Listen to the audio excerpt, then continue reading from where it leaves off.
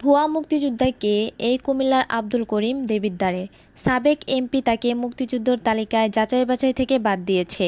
কুমিল্লার মুক্তিযোদ্ধা কমান্ডার বাবুল ও রাজাকার ও ভুয়া মুক্তিযোদ্ধা মোহাম্মদ আব্দুল করিমকে রাজাকার থাকার কারণে যাচাই-বাছাই থেকে বাদ দিয়েছে। কুমিল্লার ক্রাইম রিপোর্ট সূত্র তথ্য মতো জানায়, বাংলাদেশের কুমিল্লা জেলার দেবিদ্বার থানাধীন পোস্ট মোহনপুর বাজার গ্রাম কুরইন গ্রামের মোহাম্মদ আব্দুল করিম একজন ভুয়া মুক্তিযোদ্ধা। মোহাম্মদ আব্দুল করিম বাংলাদেশের স্বাধীনতা যুদ্ধের সময় রাজাকারদের ভূমিকা পালন করেছে জানায় তার এলাকাবাসীরা।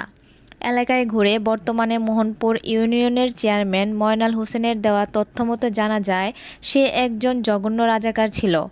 ধর্ষণ, চুরি, ডাকাতি, ছিনতাই সহ বিভিন্ন রকমের অপকর্ম করত।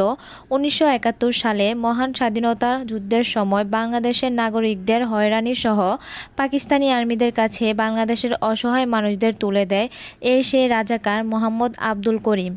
পরবর্তীতে দেশ স্বাধীন হওয়ার পর সে শুরু করে নানান রকম ফন্দি ফিকির।